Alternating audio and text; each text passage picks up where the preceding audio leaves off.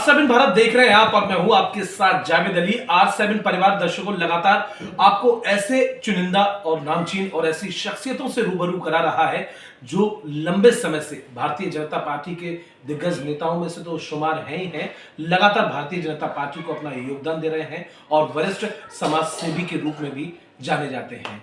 दर्शकों, इस समय हमारी मौजूदगी जाने माने और ऐसे इंसान और ऐसी शख्सियत जिनके दिलों की धड़कन या फिर युवाओं की प्रेरणा तमाम अगर बातें की जाएं तो वो बहुत कम है और मुझे लगता है इन्हें किसी इंट्रोडक्शन या परिचय की किसी तरह की कोई जरूरत नहीं है। जी हाँ दर्शकों, हमारे साथ भारतीय जनता पार्टी के कद्दावर कहें या फिर एक लंबे समय से योगदान देने वाले संजीव गुप्ता जी मौजूद हैं। और संजीव भैया का समय, ये कीमती समय हमें इत्तेफाक से मिल गया क्योंकि भैया जी का शेड्यूल हमेशा बिजी रहता है, लेकिन भैया ने हमें पूरा समय दिया। एक वरिष्ठ समाज सेवी के रूप में भी भैया को देखा जाता है और जैसा कि मैंने पहले भी बताया, एक बार फिर रिपीट करूंगा कि भारतीय जनता पार्टी के साथ लंबे समय से जुड़े हैं। सीधे भैया का रुख करेंगे और भैया की जुबानी जानेंगे क्योंकि 27 में विधानसभा चुनाव भी होना है और भैया तत्परता से लगातार भारतीय जनता पार्टी के करकमल जो भी हैं, कर्मठ जुझारू या फिर ये यूं कहें लगातार योगदान देने वाले, क्या कुछ भैया जी की प्लानिंग रहने वाली है और कब से समाज सेवा भैया ने अपनी शुरू की, कितना लंबा समय हो गया, पूरी जानकारी भैया जी के साथ साझा करेंगे। भैया जी सबसे पहले बहुत स्वागत है आपका R7 भारत पर। बहुत बहुत धन्यवाद R7 का और आपका। मैं अपने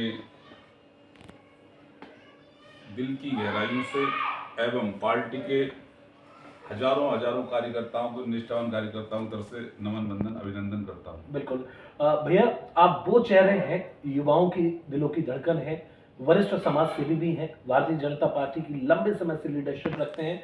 कब से सर आपकी इस समय की शुरुआत हुई और कब से आपने ये सोचा कि मुझे लगातार फ्रंट पर आना है और लोगों की समाज सेवा तो करनी है और पार्टी को पूरा समय देना है? 2001 में मैंने संघ की प्रथम वर्ष ITC OTC करने के बाद जी बजरंग दल में और विद्यार्थी परिषद में रहा मैं जी, और बजरंग दल का जिला संयोजक रहा। उसके बाद धर्म जागरण विभाग जो लोग पहले जो ठाकुर लोग मुसलमान बन जाते थे जी मुस्लिम आक्रांताओं के कारण जी, उसके बाद मैं धर्म जागरण विभाग का विभाग संयोजक रहा। बिल्कुल उसके बाद मैं भाजपा में आ गया। बिल्कुल भाजपा की राजनीति करते करते मुझे आज 12 वर्ष हो गए। बिल्कुल सर।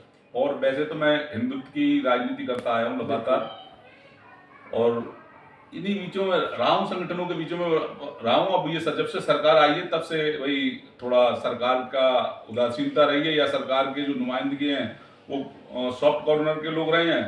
हमारा जो नेचर रहा है वो हमेशा एक आक्रामक तरीके से और हिंदुत्व के लीडरशिप हमने स्वीकार की और हिंदुत्व के लिए हमने काम किया है। बिल्कुल, इसलिए लोगों को लगता है कि शायद इनके हाथों में ये चाबी नहीं जाना चाहिए। इसलिए मैं अभी राजनीति से तो दूर नहीं कह सकते, लेकिन मैं अपने जो जनमानस है उसमें आज भी अपना पूरा योगदान रखता हूँ। बिल्कुल। संजीव गुप्ता जी वो चेहरे हैं जो लोगों की जुबान पे अगर नाम आता है तो मुझे लगता है एक फोटो उनके दिमाग में बनती है।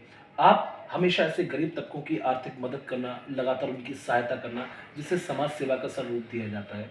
लोगों ने हमें बताया आप वो इंसान हैं, वो शख्सियत हैं, किसी भी मोड़ पर, किसी भी मूवमेंट पर हमेशा लोगों के साथ खड़े रहते हैं। ये तो क्या होता है कि ये जब लोग जिस कैडर से काम करते हैं उन लोगों की वही परिभाषा, वही भाषा रहती है जी। और मैंने हमेशा राजनीति को हटा के मैंने हमेशा हिंदुत्व के लिए काम किया है और हिंदुत्व के लिए काम करता रहूंगा।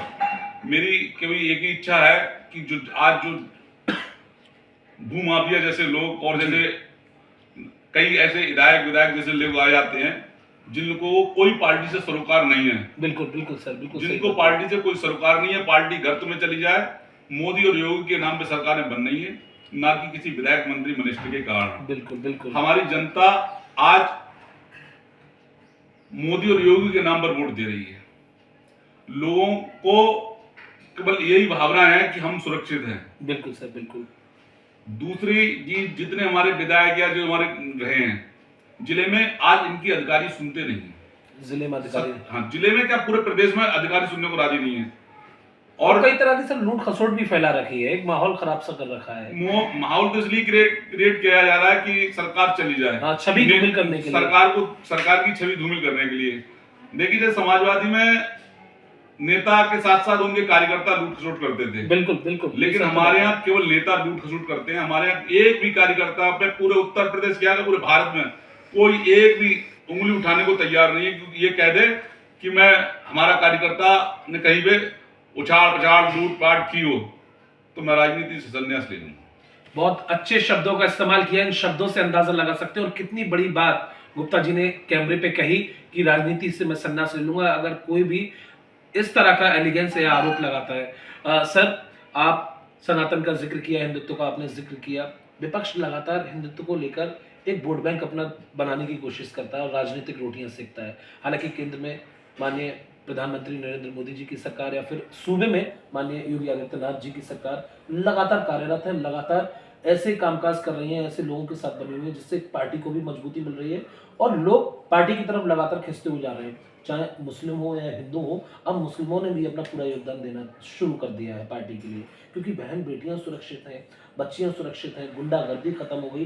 लेकिन विपक्ष कहीं ना कहीं ये कुछ नुमाइंदों का, सर जो आपने जिक्र किया था कि कुछ विधायक वगैरह ये ऐसी कभी वार्तालाप या शब्दावली या शब्द बोल जाते हैं जिससे विपक्ष को एक बड़ा मुद्दा मिल जाता है और इन्हीं के कारण कहीं ना कहीं पार्टी की छवि धूमिल करने की कोशिश की जाती है। सरकार की नीति साफ स्वच्छ है, सबका साथ सबका विकास की राजनीति सरकार कर रही है जी।